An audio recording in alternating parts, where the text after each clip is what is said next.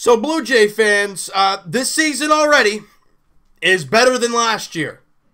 We've already had a better month in the first 7 or 8 games than last season, as the Jays come away with the 5-3 victory over the New York Yankees. And man, this one feels good. I think this one just feels good, just the way the game went, right? You know, it started off great for the Jays. Marcus Stroman with a clean first inning, obviously giving up a double to Stanton, but stranding him, so that was that. And then the very first inning with Josh Donaldson on base, Justin Smoke singles to left with 2 out. A clutch 2-out RBI single for Justin Smoke on his bobblehead day. And the Blue Jays take their first lead of the season, 1-0 over the Yankees. Marcus Stroman doing very well early on. We go to the third with Steve Pearce on base. Justin Smoke still on his bobblehead day, doubles to left. Steve Pearce comes around and scores. Jays up 2-0. But hang on.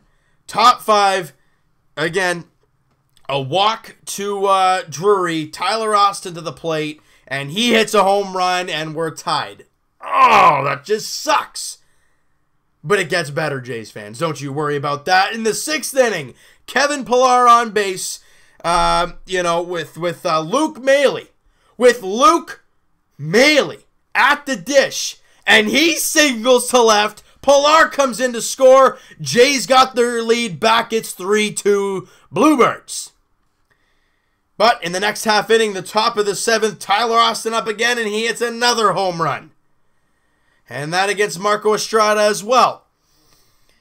And we're tied again. Marcus Stroman's line stops there, a no decision, but a very good first start for Marco. 7 innings, only 4 hits given up. However, 2 of the 4 hits were home runs, and 3 walks. One of the walks really killed him, was one of the walks when Tyler Austin hit his first home run. That's how Drury got on base. So that's tough there, but it's still a very, very good performance from Marcus Stroman. And, Ryan Tepera comes out in the top of the 9th and gets Brett Gardner line out to Kevin Pillar in center field. Kevin does a great job there reading that ball really, really nice off the bat.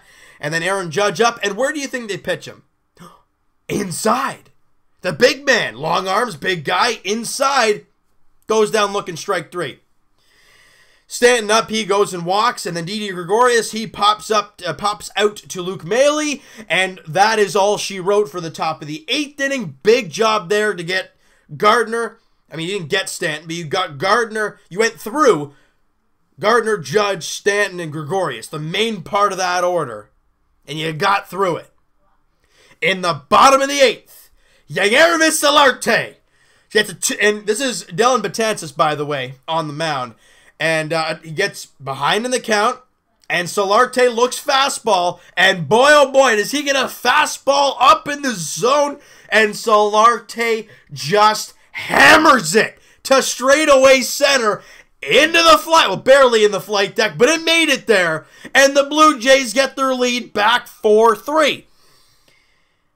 And I love what I've seen from Solarte so far. A lot of energy. Saw him rounding the base, saw him, halfway home from third base. He's jumping. He's fired up. I love it. And I love the energy that Solarte brings to the game so far. I'm kind of impressed with the young man.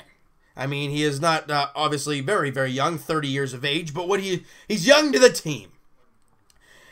Now let's start talking a little bit more here, because this is when things get real funky in the 8th inning. All right, so I'm going to be looking here. So where are we here? Solarte hits the home run, then Grichuk strikes out, and Kevin Pillar singles to right. Diaz strikes out. So basically, Kevin Pillar's up, or on first base, 2 out. Really nothing going to happen, right? Well, Kevin Pillar gets a great read of Dylan Betances, steals second base. Okay, we haven't seen a lot of that from the Blue Jays, but great job. You got a runner in scoring position, but Luke Maile's up. Don't you worry. Betances can't find the strike zone. He walks Luke Maile. Runners at first and second, 2 out. Now, this is where things get very interesting. You see Pillar bouncing around at second base, and then he takes off for third, steals third base with ease. Runners on the corners. Next pitch. Luke Maile steals, but he stops halfway. Baiting Gary Sanchez to fire it to second base or fire it somewhere so Kevin Pillar can come home and score and Luke Maile can get in a rundown and all that kind of stuff. You could grease out a run, but it would work. Instead, Sanchez doesn't throw. Luke Maile gets into second base. You see Sanchez kind of look into the Jays dugout and shake his head, or like, I'm not falling for your tricks. Ho, ho, ho. But you fell for the next one. Kevin Pillar bouncing, bang! Takes off for home. And Betances looks lost, and he throws the ball away. Pillar steals home. Jays got a 5-3 lead. And who comes out in the ninth? Roberto Osuna. I mean, he's just magical. 1, 2, 3, ball game. Holy smokes. Blue Jays come away with the victory, 5-3 over the New York Yankees. And that was an insane game, as Kevin Pillar becomes the first Blue Jay in franchise history to steal 3 bases in a single inning. Wow. And you know what I got to say about Dellin Betances? He has such a great fastball. Problem, he doesn't use it. I look at Gifton Gopay. Excuse me. You know, when Kevin Pillar stole home, he threw a fastball to Ngopay and he swung right through, but he was way late on it. So in hindsight, what do you see that you read the bat and you're like, okay, he was insanely late on that. He was probably, even if he was sitting on it, he was insanely late. So what do you think you should do? Give him another fastball, see if he can catch up to it. But instead, he throws deuce. And how does Kevin Pillar get to third base? Because that deuce was in the dirt. Clearly, Dellin Betances could not find the strike zone with his slider, but he keeps throwing it more than his fastball. That's 98, and he's throwing strikes with it. And then obviously the next pitch, Kevin Pillar steals home. And Betances has his, he takes his time with his delivery and all that kind of stuff. So what Kevin Pillar did, and I watched that closely, right when Betances started his move, Kevin books it, and that forces Betances to scramble, forces everybody to scramble, and that's why he throws the ball away, and the Blue Jays, you know what? We did not see a lot of that last year with the team. We barely saw any stolen bases for the Blue Jays this last year. And we saw 4 today. Aggressive baseball, clutch. I mean, you look at what today was. A good start from your starter. Very good bullpen work. Some 2-out hits from Luke Maile, Justin Smoke. And then you have to sprinkle in a home run from Solarte in there. And then some great base running by Kevin Pillar. All around, good, hard-fought game. They find a way to scratch this out against the New York Yankees. Look, the Yankees are a great team. I'm not going to take it away from them. They're a fantastic team. They're going to be battling with Boston at the top of the division by season's end. That's that. But what I saw from this team today is they fought. And we did not see a lot of that last year. They really, especially in April. This team really didn't show any source of fighting. But we saw aggressive nature today. And I like what if John Gibbons was calling this, I love it. If he wasn't, it was Kevin Pillar's instinct and what he was seeing out there, I love it. Kevin Pillar had his head right in the game, where else Betances was just focusing on the batter at hand and not Kevin Pillar and clearly Luke Maile as well. And it made him pay. I'm proud of these guys. As much we've talked over the last 2 games about this team really not looking good and kind of scaring us all, today they showed fight, and it's one game. They could come out tomorrow and fall flat in their face. But what we saw today, and that's what we're breaking down right now, is today's baseball game, is that the Blue Jays fought, and they came away with the 5-3 win over the New York Yankees. Now, the Jays look to split the series, which would be terrific, 2 apiece. Tomorrow afternoon, 1:07 first pitch at the Rogers Center. Sonny Gray versus Marcus Stroman. That's going to be one heck of a pitching matchup. Both guys very, very strong pitchers. And then after that, the Jays welcome in the Chicago White Sox. Obviously a team that's not supposed to be very good this year. So, hey, the Jays should do okay. But you got to take it game by game. All right? And I'm proud of the guys for the way they play today. But what happens tomorrow? That's why I love the sport. We talked about in the last 2 games, guys, real quick before I wrap it up, about this game being so great and how you can take it one day and throw it aside and focus on your next game. like that. Not like you have 4 days off or 5 days off and then you have another game.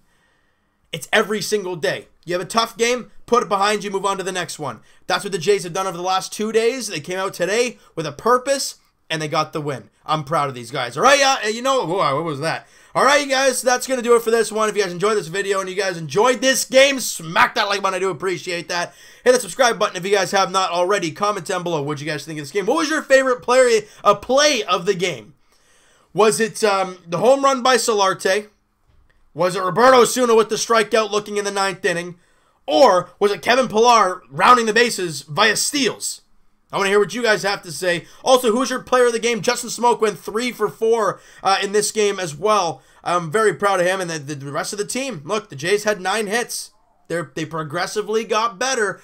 But what are we going to see tomorrow? You never know. That's why we watch this game, all right? So, let me know who your player of the game was, and we'll talk to you guys Tuesday podcast edition. Leafs, Raptors, Jays, you guys know what it is. Link to the podcast channel and the podcast itself, boop, in the description below. Guys, on Twitter, please, DM me. I got 1 DM today, and I really do appreciate that. DM me, please, on Twitter if you guys are up for going to Maple Leaf Square / Jurassic Park for the playoffs. We'll be able to talk about all that kind of stuff leading up to it because we're getting very close.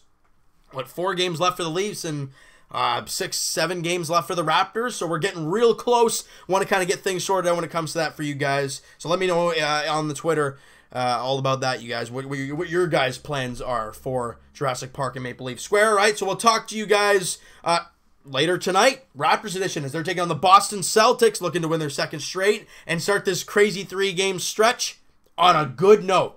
Playing in TD Garden, and not a very easy place to play. Got to find a way, though, all right? We'll talk to you guys Leafs edition tonight as well. 3 videos, all 3 different teams. This is why we love April, people. Leafs, Raptors getting right to the playoffs, and the Blue Jays are just starting. Oh, we love it. And we'll talk to you guys Leafs edition, like I said, later tonight, as the Leafs are taking on the Winnipeg Jets. Just about to start, actually, at 7:10 right now. Whoa, 7:10 right now. Got a little shiver there. 7:10 right now. So, puck drop is either right now or in a couple minutes. And as they're taking on the Winnipeg Jets at the Air Canada Center. Battle of the best Canadian teams in the postseason. And as I said earlier, we will talk to you guys Blue Jays edition. 1:07, first pitch tomorrow. Sonny Gray, Marcus Stroman. Jays look to split the series with the New York Yankees at the Rogers Center. We'll talk to you guys then.